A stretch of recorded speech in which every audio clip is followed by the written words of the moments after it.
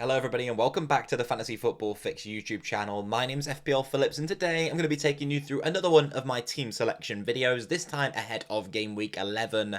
And unlike most managers so far this season, I am yet to play my wildcard chip. I held on to it in Game Week 10, resisted the urge.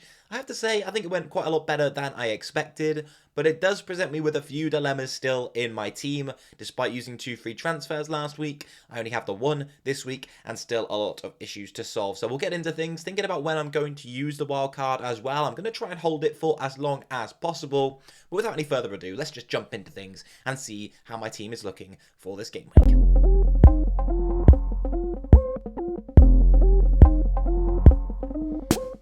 So my rank still sits outside the top 1 million. I'm currently not too far outside the top 1 million, however. I actually had a bit of a green arrow in Game Week 10, despite not using the wildcard chip, so very thankful for that. A lot of the players who I were going to take out, such as Mbeumo, who I wasn't totally convinced I wanted to remove, did end up returning, and players who I was going to bring in didn't end up performing as well as maybe some people might have expected them to. And I just had a little bit of a gut feeling and also just wasn't 100% sold. I thought I'd do something a little bit different. It could have massively backfired, of course. I wanted to hold on to Haaland. I probably would have done that on my wildcard anyway, but there was a temptation to maybe go without him if I did decide to use the chip. But as I had 2 free transfers, it just seemed a little bit inefficient to use the wildcard chip, and it was essentially be burning a transfer as well. So that was another kind of thing that did put me off actually deciding to use the wildcard.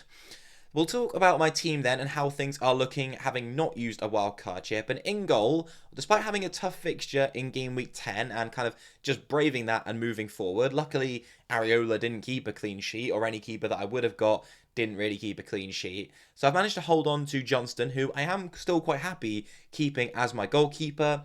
Palace had Tottenham in Game Week 10, but now they have some nice kind fixtures. Turner as well down on my bench, I'm relatively happy to keep. Those two, over the next couple of game weeks at least, seem to have a nice set of fixtures, so very happy with how my goalkeeper situation is looking at the moment. And as I kind of reiterated throughout the season so far, I don't think it's really worth using any transfers on goalkeepers. The only time I would change my keeper would be on the wildcard, probably, at this stage. In defence, however, that is where I have made some changes. I brought in Simicast last week to go alongside Trippier and Matty Cash. I have also got Botman down there on my bench, who is injured and was obviously on my bench and out. I had Kabore as well, so I had to make a defensive change. Simicast came in last week. He got a clean sheet. Matty Cash getting 5 points as well. Wasn't too shabby, despite Trippier's performances falling off a cliff. He had a really poor game in that one in Game Week 10, but hopefully he should return to his old reliable self soon. Maybe not this game week. Arsenal at home is obviously going to be a pretty tough fixture for Newcastle, but very happy holding on to him for now, as there's not really any real way for me to get to Salah anyway, despite tearing up my team. So Trippier for now stays in the defence, although if I wasn't a wild card, maybe I'd choose to go without him. But happy with how the backline as a whole is looking at the moment, despite having 2 away fixtures and a tough home game in Game Week 11. Moving forward, I'm happy with it. I just need to make changes to the other 2 defenders down there on my bench to have some cover and some rotation for people who will come in as well. In midfield is also where I'm looking to make some changes. We've got Mbeumo, as mentioned. I'm also happy keeping Son and Maddison at the moment, and Saka was the other man who I brought in actually in Game Week 10. I put the captain's armband on him as well, which in hindsight, if I hadn't brought in Saka, I would have still had, I can't even remember who I took out at this point, but I would have had the captain's armband on Erling Haaland. So in the end, Foden to Saka didn't work out too well. It was actually Foden, I just remembered now, who did end up getting a return too against Manchester United. So keeping Rashford and selling Foden definitely didn't work out. And Rashford is another issue that is still in my team. It's unfortunate that Manchester United just have good fixtures because they continue to build up my hopes, and then I get disappointed every week, not only as a Rashford owner, but also as a Manchester United fan. But yeah, overall, Rashford just has to be on the chopping block. I have to just brave it that, he could get a return in what might be easier games against Fulham and Luton up next. Whoever it is Manchester United have, they don't really seem to be turning up and performing in many of those games. And even when they do and they grab some goals, it doesn't tend to be Marcus Rashford who's being involved in all that much at the moment. So Rashford, definitely on the chopping block. The only real quibble with him is just I would love to get him up to Mo Salah if I could somehow scrape the funds together. But with wanting to bring Saka in, having Son in my team, and of course Erling Haaland up front, Trippier at the back, as we mentioned, it's going to be quite a difficult one. And with one free transfer, it would probably require in excess of a -8 this week, which I'm not really prepared to take, despite Liverpool facing Luton. And then finally, up front, we've got, of course, Erling Haaland and then Julian Alvarez. And this was partly why I wanted to hold on to at least two of the Man City boys. Probably could have held on to Foden as well, as mentioned, over Rashford, which I'll be kicking myself for. But they've got Bournemouth at home in game week 11, a really nice fixture, which I would love to keep the captain's armband on Erling Haaland for in that one. So that was why I wouldn't want to lose him on the wild card anyway, and what put me off a little bit using it as well in game week 10. So that's currently how the starting 11 looks. On the bench is where we seem to have some issues. We've got Botman, who there seems to be some news that his injury has suffered another setback, so he could be out for a little while longer as well, which is concerning. We then got Kabore and Mubama down there on the bench as well, who are kind of just dead weight at this point. And to be honest, my starting 11 is just that, and then whichever fourth defender option I have can come in at times. And at the moment, that is someone who is injured. So Botman is going to be replaced this week most likely, and I have been looking at some replacements. The replacements that I am looking at mainly involve going for a Crystal Palace defender, a West Ham defender, or potentially also going for a Wolves defender. Now, Wolves are the weakest defence of the bunch, but they do have some nice fixtures that can fill in for these guys when their fixtures don't look good. And I've used the Fantasy Football fixture rotation tool to find some of the teams that I think have the best fixtures that they can slot in for, Trippier, Tsimikas, Cash, whoever it is who doesn't have the strong fixture this week.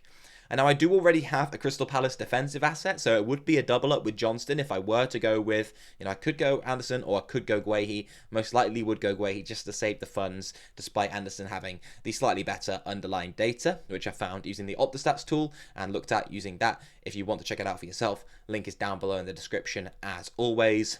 But yeah, it'll probably be a move to Guehi, or the alternative is I could just roll this week because I'm likely wanting to start Trippier anyway, despite kind of whoever he's playing. He can always deliver a brilliant cross, and Newcastle could always grab a goal.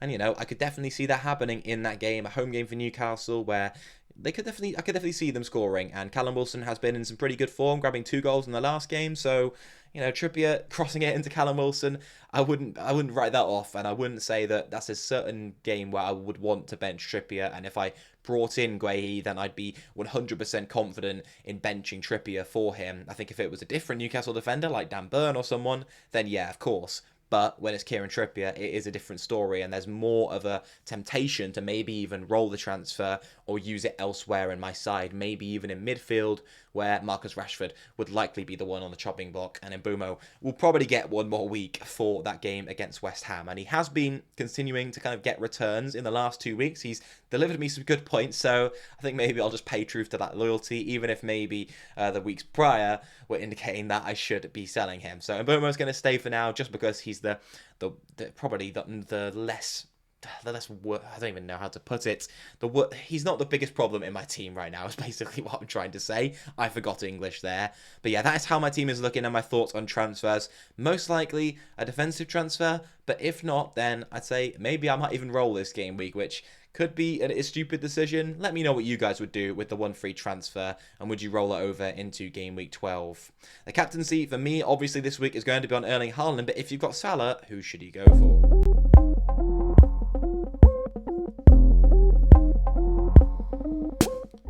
And so, yeah, as mentioned, Mohamed Salah could be a great captaincy option. Of course, Liverpool are up against Luton, and if you are one of the lucky managers who has both Salah and Haaland in your team right now, then you do have a slightly tough decision to make.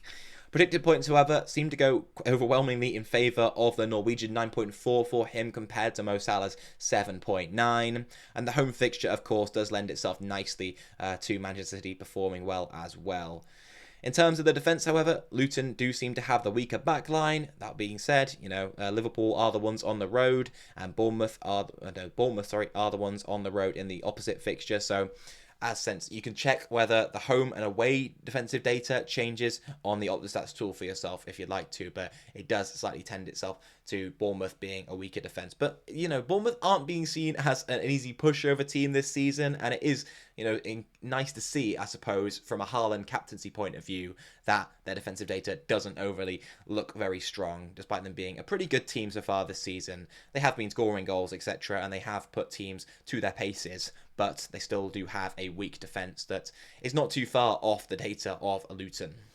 In terms of the teams, Liverpool do have a better attack. The data suggests 2.32 expected goals per 90 for them compared to Manchester City's 1.86. And on an individual point of view, Mohamed Salah is leading the way. Expected FPL points per 90 of 8.74 for him compared to Haaland, who is 8.008 dead. So yeah, that is Haaland this week for me. If you have both, I think you just do captain him. The home fixture does seem very favourable. I think he's going to have a high ownership, and the expected ownership of him, or with effective ownership I should say, was 70-something% last week. I think it's probably going to climb back up a bit. You see people already talking about how to get Haaland back into their teams if they sold him, so it does kind of indicate the explosiveness of him. We've seen him score hat-trick after hat-trick last season. Wouldn't be surprised if he were to get more than one attacking return in this game again, where Salah again has been very, very consistent. We haven't seen him grab 3+ attacking returns in a game. Maybe I'm cursing it, and as a non-Salah owner, he's going to destroy Luton now. But yeah, my thoughts are if I owned both, then I would still have the captain's armband on Erling Haaland just about. But let's have a look at the rest of the top 10 predicted point scorers for this game week. And the top 10 is as follows. Haaland and Salah up at the top. Phil Foden, who I sold last week, comes in at third to kick me in the knackers. We've got Son there in fourth and Mbumo in fifth, two other players who I own. And then Trent Alexander-Arnold on 5.2. Hwang Hee-chan makes it in, which is an interesting one. 4.8 predicted points for him this game week, and he's tied on predictions with Virgil van Dijk. Jose Sarr then of Wolves, so maybe indicating that there is a clean sheet in it this week for Wolves. He's at 4.8 also, and another player rounding off the top 10 at 4.8 is Ruben Diaz. So yeah, that's the top 10 predicted point scorers for Game Week 11. Let me know what you guys make of today's video. Hopefully you did enjoy it. Leave a thumbs up if you did down below. I want you to let me know in the comments what you would do if you had my team and the one free transfer, and ask all your own FPL questions down below there as well. If I have time, I'll try to get back to as many of you as possible. But other than that, I wish you a happy rest of your day. Thank you very much for watching, and I hope to catch you in the next one. Goodbye.